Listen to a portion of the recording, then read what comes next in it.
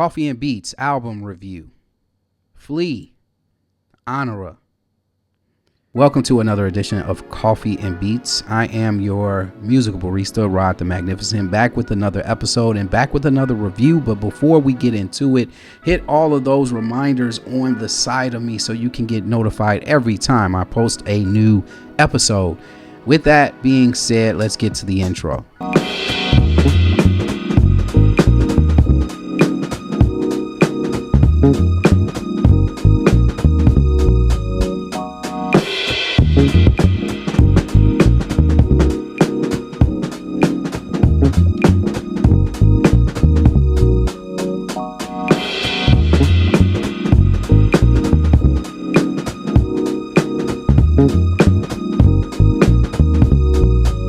Gonna get right into this album review. We're not gonna waste any time, ladies and gentlemen. We have Flea up in front of the congregation with his new album Honora. And if you're not familiar with who Flea is, he is from the group Red Hot Chili Peppers, and that's the guy with the hat. As you can see in the picture, that is Flea, and this is his brand new debut album, which I must say it was a big shocker to me. The energetic bassist himself from Red Hot Chili Peppers, he's showing a different side of himself. Instead of going with the funk rock chaos that he's known for, he leans fully into jazz, soul, and introspection.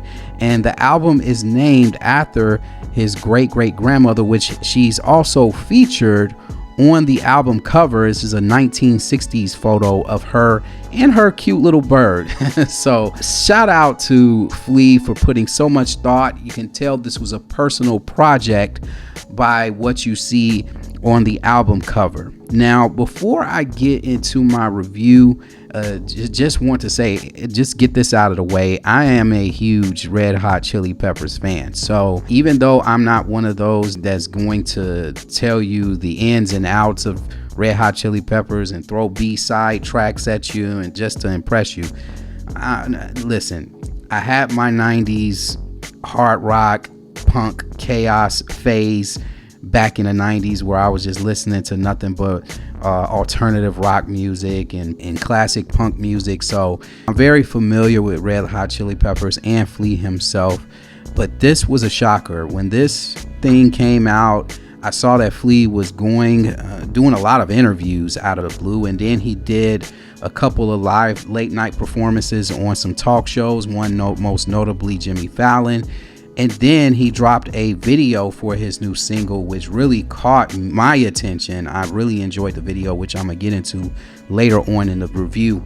But this was something that he was very passionate about. He did a lot of interviews, and I must say, I walked away very impressed by this project. Now, some of the production on this album, besides the contributions from Josh Johnson, he also has guitarist Jeff Parker contributing to the project. He also has bassist Anna Butteris, if I'm saying that the correct. And please, Anna, if you're listening to this review, please don't come from my head on this one. But she contributes to the record, and also D'Antoni Parks, one of the big premier drummers out there.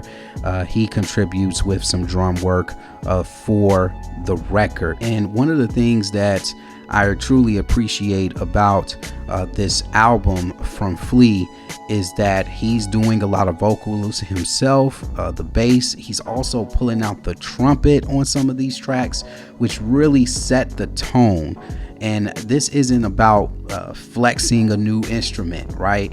It's about expression. The production feels warm, it's live, it's very intentional, and it feels like you're just sitting in a nice little cafe lounge bar listening to him jam out to some oldies and really reinventing himself, separating himself, and not keeping himself inside of a box, doing something that we least expect. Upon first listen, I wasn't expecting much at all. I went into this album very blind, not knowing what to expect. It felt like some late night jazz storytelling and a lot of reflection on here. It was very poetic in some pockets. It's calm, it's emotional, it's very stripped back, but in a good way.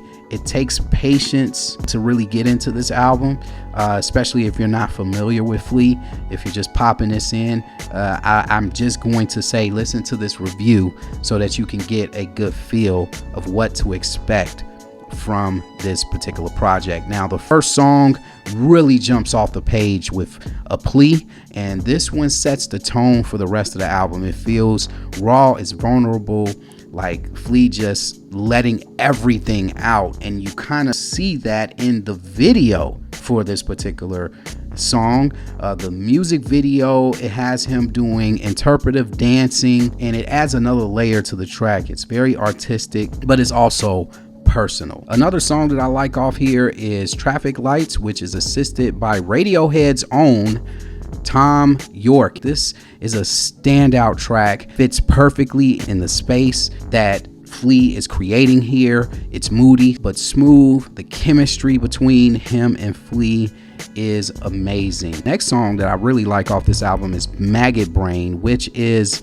also a revisit to Funkadelic's album, which also features musicianship on the original track from Eddie Hazel and George Clinton.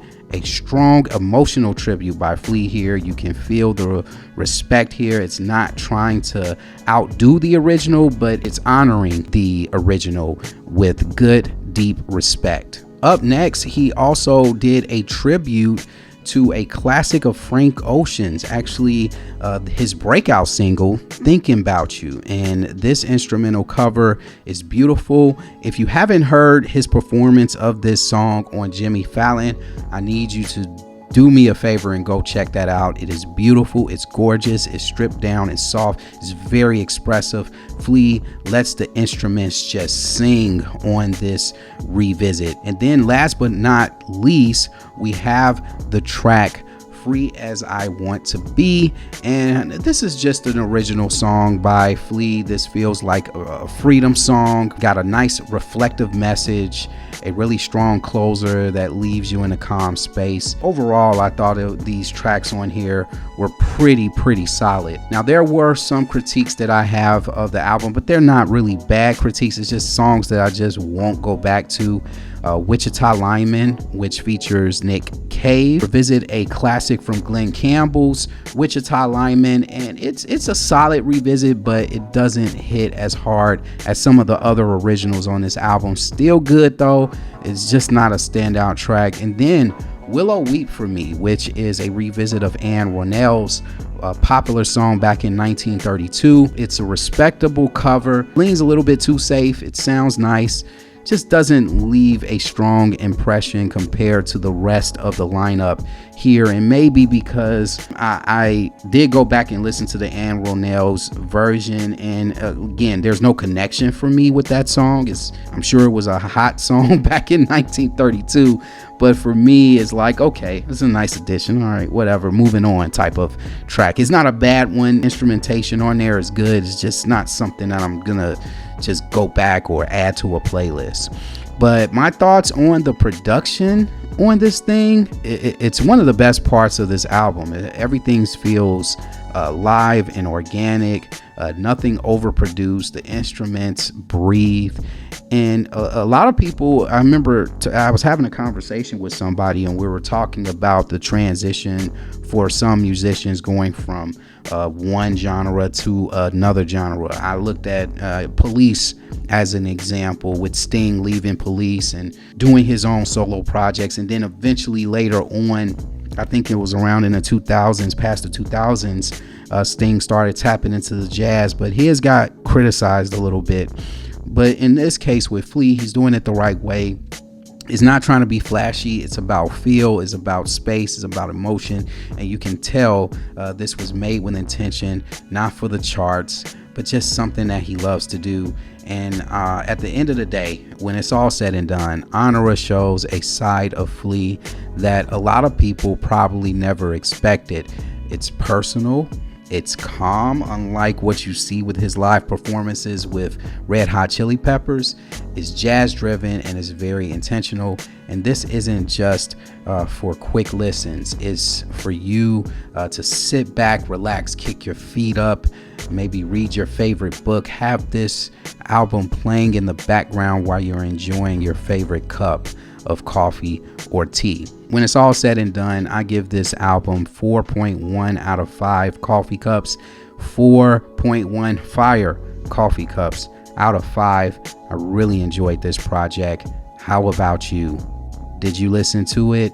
If you haven't, please give this one a shot.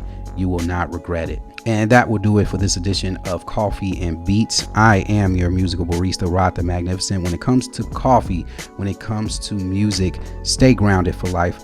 I will see you guys on the next. Quick reminder, hit those links down at the bottom on the description box and also on the side of me. Do all those things that this alert is telling you to do. But until then, I will see you guys on the next video. Peace.